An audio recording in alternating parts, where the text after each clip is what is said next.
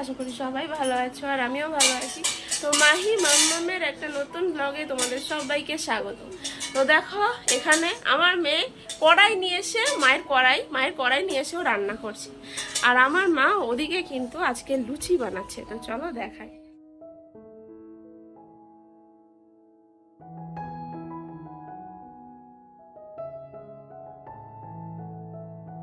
তো দেখো এখন এই দেখো মা দিয়ে গেছে লুচি আর ডিমের তরকারি। ডিমের তরকারিটা কালকে রাতেরই ছিল, ওই লুচি আর ডিমের তরকারি দিয়েই খাচ্ছি।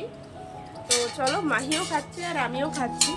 তো এরপরে দেখি বাজার আসবে, এর বাজার দেখি কি আসছে, তারপরে সেটাই আর কি রান্না হবে। তো সেগুলো সবই সবার সাথে শেয়ার করবো। বাবা আওয়াজ করিস না। মা যে কি রান্না হচ্ছে? এই তো বাবুর জন্য আলু ভাজা হয়েছে আর এই টমেটো দিয়ে চাটনি। আর এটা কি হবে? কাঁচকলা দিয়ে কি হবে? কাঁচকলার কোপ্তা করবো আজকে। আচ্ছা কাঁচকলার কোপ্তা। ও আর কি হবে? ডাল, লাউ দিয়ে ডাল হবে। আচ্ছা আজকে সব নিরামিষ? আজকে নিরামিষ খাবো। আজকে সব নিরামিষ খাবো। দেখলে আজকে সব কিন্তু নিরামিষ রান্না হচ্ছে। তো রান্না একের পর এক দেখাতে থাকবো। যেরকম কিছুই না, শুধু কাঁচকলার কোপ্তাটা মা করবে আর সেটা আমাদের খুব ভালো লাগে সবার। তো নিরামিষের দিনে বাবাও এনেছে কাঁচকলা, তাই জন্যই এটা খাবো। তো চলো এবার স্নানটা করে আসি। তো দেখো স্নান করে কিন্তু চলে এসেছি, আর চলে আসার পরে মাকে বললাম যে দাও আজকে আমি কোপ্তাটা বানাই। তো সেই কারণে আমি কিন্তু বসে পড়েছি কোপ্তাটা বানাতে। তো যে মা কিন্তু সেদ্ধ করে রেখেছিল এই যে কাঁচকলা আর আলু, তো সেইটা আমি এখন ভালো করে মেখে নেব। কিন্তু কি কি দিয়ে মাখছি চলো তোমাদের দেখিয়ে দিই।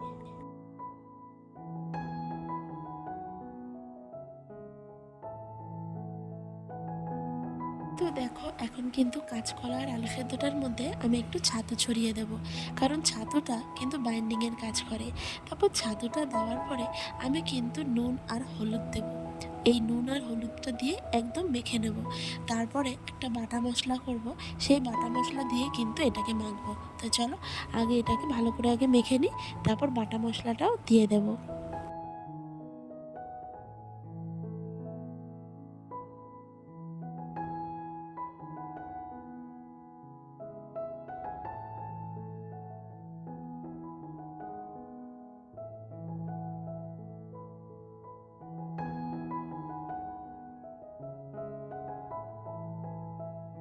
তো দেখো আমার কিন্তু মোটামুটি মাখা হয়ে গেছে, আর এবার কিন্তু আমি বাটা মশলাটা দেব। তো বাটা মশলাটার মধ্যে আছে জিরে, কাঁচা লঙ্কা আর আদা। এইটা দিয়ে কিন্তু আরেকবার ভালো করে মিশিয়ে নেব মিশ্রণটাকে।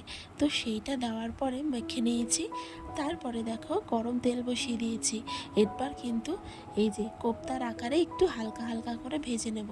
আর এই কোপ্তা এতটাই নরম হয় যে এটার কিন্তু গ্রেভিটা আমি অন্যভাবে আজকে করব, যাতে একটু ঘন থাকে আর এগুলো নাও ভাঙে।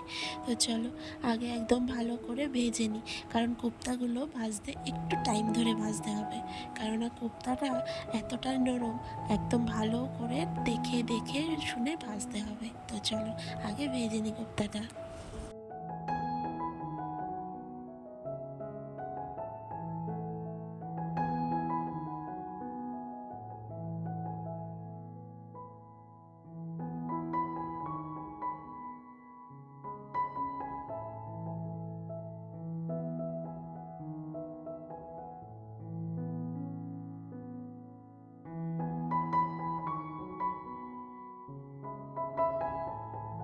দেখো কোপ্তাগুলো কিন্তু একদম রেডি হয়ে গেছে, আর আমি তুলেও রেখেছি।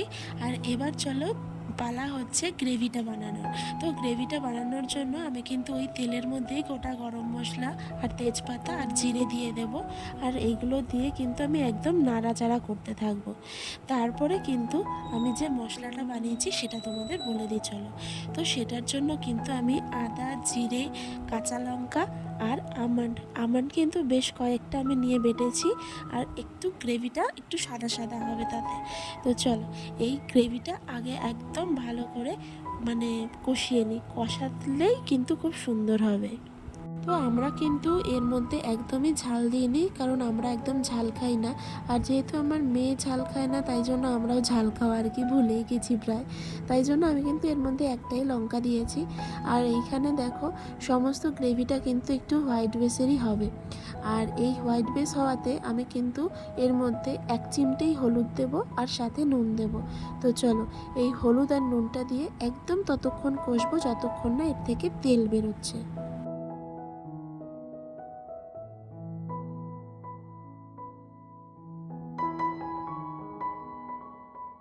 তো দেখো কষানোর মাঝখানে কিন্তু আমি এখানে একটু কুচি করে রাখা টমেটোও দিয়ে দেব, কারণ টমেটোটা দিলে জানো তো দারুণ টেস্টটা আরও ভালো হয়। আর এইখানে দেখো কষে কিন্তু আসছে, আর একটু তেলটাও চলো ছাড়তে দিই। তেলটা ছাড়লে কিন্তু তারপরে আমি জলটা দেব। তো এইখানে দেখো টমেটোটাও গলে গেছে আর তেলও ছাড়তে শুরু করে দিয়েছে, দেখতে পাচ্ছ। তো আর একটু কষালেই একদম ভালো করে তেলটা ছেড়ে দেবে, তখন কিন্তু গ্রেভিতে জল দেওয়া মানে জলটা দিতে পারবো। তো দেখো দেখতে পাচ্ছ তো কত সুন্দরভাবে তেলটা ছেড়ে দিয়েছে। তো চলো এখন কিন্তু জলটা দেব, আর জলটা এই অনুযায়ী দেব যাতে কিন্তু বেশি ঝোল না থাকে, একটু গ্রেভি টাইপের থাকে। তো চলো এই যে আমি জলটা দিয়ে দিয়েছি, আর এবার একটু ফুটলেই কিন্তু গ্রেভিটা আমার রেডি হয়ে যাবে। আর এই গ্রেভিটা একটু কিন্তু মিষ্টি মিষ্টি হয়, তাই জন্য আমি কিন্তু এর উপরে একটু মিষ্টিটা একটু বেশিই দেব। তো চলো যতক্ষণ এটা ফুটতে থাক, তারপরে কিন্তু আমি এই গ্রেভিটা হয়ে গেলে তারপর তোমাদেরকে দেখাবো। আর যেহেতু এইটা নিরামিষ তরকারি, সেই কারণে কিন্তু আমি একটু ঘি গরম মশলা বাটা দুটোই দেবো। এখানে মা একটু ঘি দিয়ে দিল, এরপরে নামানোর সময় গরম মশলা বাটা আর চিনিটা দিয়ে দেবো। তো চলো এটাকে একটু ফুটতে দিই।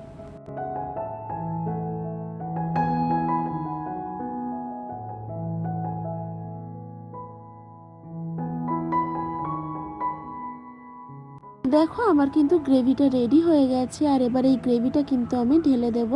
আর এই দেখো কোপ্তা কিন্তু আমি এদিকে একদম সাজিয়ে রেখেছি। তো চলো কোপ্তাগুলোর ওপরে গ্রেভিটা ঢেলে দিই। তো দেখো তৈরি হয়ে গেল কিন্তু আমাদের কাঁচকলার কোপ্তা। কেমন লাগলো অবশ্যই কিন্তু জানিও।